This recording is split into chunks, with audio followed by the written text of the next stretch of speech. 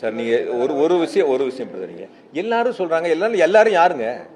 இதை தவறாவே சொல்லிட்டு இருக்கீங்க. எல்லாரும் யாருங்க? அது எல்லாரும் நீங்க ஒரு விஷயம் புரியுங்க. எல்லாரும் சொல்றாங்க உங்களுக்கு வேண்டியப்பட்டவங்க, பிஜேபி சார்ந்தவங்க, அதிமுக சார்ந்தவங்க, டிவிகே சார்ந்தவங்க, இந்த மாதிரி ஒரு அரசியல் கட்சியை சார்ந்தவங்க சொல்ற கருத்துல எல்லாருமா? எல்லாருன்னா யாரு? மக்கள் தாங்க எல்லாரும். மக்கள் தானே எல்லாரும். எல்லாரும் சொல்றாங்க. நீங்க சமூக வலைத்தளத்துல பாருங்க, டிவி வாரத்துல பாருங்க, பொதுமக்கள் சொல்லக்கூடிய கருத்துக்கள் பாருங்க, எவ்வளவு பேர் என்னென்ன சொல்லியிருக்கான்னு பாருங்க. நீங்க அதாவது என்னன்னா பொதுவா என்ன ஒரு லோக்கல் பொதுவா நீங்க என்ன எடுத்துக்கிறீங்கன்னா இப்ப தம்பி கேட்ட மாதிரி தான் 10 பேர் ஒரு நெகட்டிவா சொன்னாங்கிறது அது ஒரு செய்தியாக்க கூட வந்து நீங்க அது ஒரு கேள்வி எடுக்கிறங்கிறது அது இருந்தா கூட நாங்க சரி செய்யறோம்னு தான் சொல்றோம். நாங்க 10 பேர் சொல்லக்கூடிய கருத்தா இருந்தாலும் நாங்க செவி சாய்க்கிறோம் தான் சொல்றோம். அது எடுத்து நடவடிக்கை எடுக்கணும் தான் சொல்றோம். அதுல அரசு எந்த விதமான மாட்டு கருத்து நாங்க சொல்லல.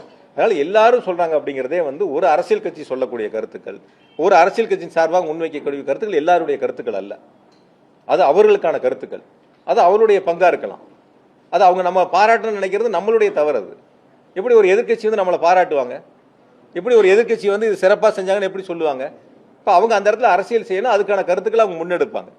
அதுதான் இருக்கக்கூடிய ஒரு யதார்த்தமான சூழல். அரசு எந்த அளவுக்கு செயல்பட்டது, முதலமைச்சர் எந்த அளவுக்கு விரைந்து நடவடிக்கை எடுத்தாங்க, இதில் அரசினுடைய பங்கு எந்த அளவுக்கு மிக சிறப்பாக இருக்கு, எந்த அளவுக்கு வந்து மக்கள் பாதிக்கப்பட்ட மக்களுக்கு உரிய நேரத்தில் அரசு உதவிகளை செய்தது என்பதுதான் நீங்க முதல்ல நின்று கவனிக்க வேண்டிய ஒரு பங்கு. எதனால் இந்த நிலைமை ஏற்பட்டது, யாரால் இந்த நிலைமை ஏற்பட்டது, யாரிடத்தில் இந்த கேள்விகளை கேட்கணும். 5 கேள்வி முன் வச்சிருக்கணும். அங்க 12 மணிக்கு கூட்டம்னு அறிவிச்சு 3 மணிக்கு லெட்டர் கொடுத்துருக்கீங்க. நீங்களே பவரை கட் பண்ணி சொல்லி லெட்டர் கொடுத்துருக்கீங்க. ஆனா நீங்களே வந்து 7 மணி நேரம் லேட்டா வந்திருக்கிறீங்க. லேட்டா வந்தது இல்லாம 500 மீட்டருக்கு முன்னாடியே வண்டிக்குள்ள போயிட்டீங்க. 500 மீட்டர் வரைக்கும் வண்டிக்கு வெளியில வரல, வண்டிக்கு மேலையும் வரல. கூட்ட நெரிசல் இருக்குன்னு காவல்துறை சொல்லியும் வண்டி உள்ள கூட்ட நெரிசலுக்குள்ள வண்டியை கொண்டு போய் உள்ள சேர்த்திருக்கிறீங்க. உங்களுடைய பாதுகாவலரோ உதவியாளரோ மேல வந்து பொதுமக்கள் வந்து பாதிக்கிறாங்க, பெண்கள் சாஞ்சு விழுங்குறாங்கன்னு சொன்னதுக்கு அப்புறமும் நீங்க பேச்ச தொடர்றீங்க. நீங்களே ஆம்புலன்ஸை கூப்பிடுறீங்க. ஆம்புலன்ஸ் வந்த பிறகு நீங்க போறியா நண்பான்னு கேட்கறீங்க. அந்த ஆம்புலன்ஸை நீங்களே அனுப்புறீங்க. ஆம்புலன்ஸ் எங்க இருந்து வந்ததுன்னு நீங்களும் ஒரு கேள்வி கேட்கறீங்க. ஆக இது எல்லாம் யார் இடத்தில் கேட்க வேண்டிய கேள்வி, இதெல்லாம் யார் விளக்கம் சொல்ல வேண்டிய இடத்தில் இருக்கிறார்கள். அப்ப அவங்க கிட்ட இந்த கேள்விகள்லாம் முன் வச்சு அந்த அவங்கள நீங்க தொடர்பு கொண்டு இதற்கெல்லாம் உங்களுடைய விளக்கங்களை சொல்லுங்க. 7 மணி நேரம் ஏன் லேட் ஆச்சு, ஏன் நீங்க வண்டிக்குள்ள 500 மீட்டருக்கு முன்னாடி உள்ள போனீங்க, வண்டி கொண்டை நிறுத்தி 10 நிமிஷம் வரைக்கும் ஏன் மேல வரல, இதெல்லாம் அவர்களிடத்தில் கேட்டு அவர்கள் சொல்ல வேண்டிய நிவர்த்தி செய்ய வேண்டிய பொறுப்பு அவங்க இடத்துல இருக்கு. நான் இப்பொழுதும் இறுதியா சொல்றேன், அரசியலாக இதை எடுத்துக்கொள்ள வேண்டாம்.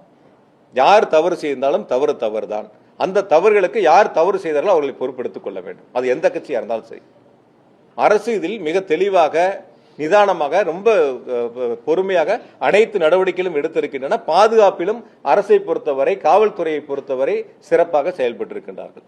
அதற்கு அந்த கட்சியினுடைய தலைவர் பேசும் பொழுது சொன்ன நன்றியை அவர் சொல்லியிருக்கிறார். அதனால இதில் எந்த விதமான மாற்று கருத்தும் நீங்க முன்னெடுக்க வேண்டியதில்லை.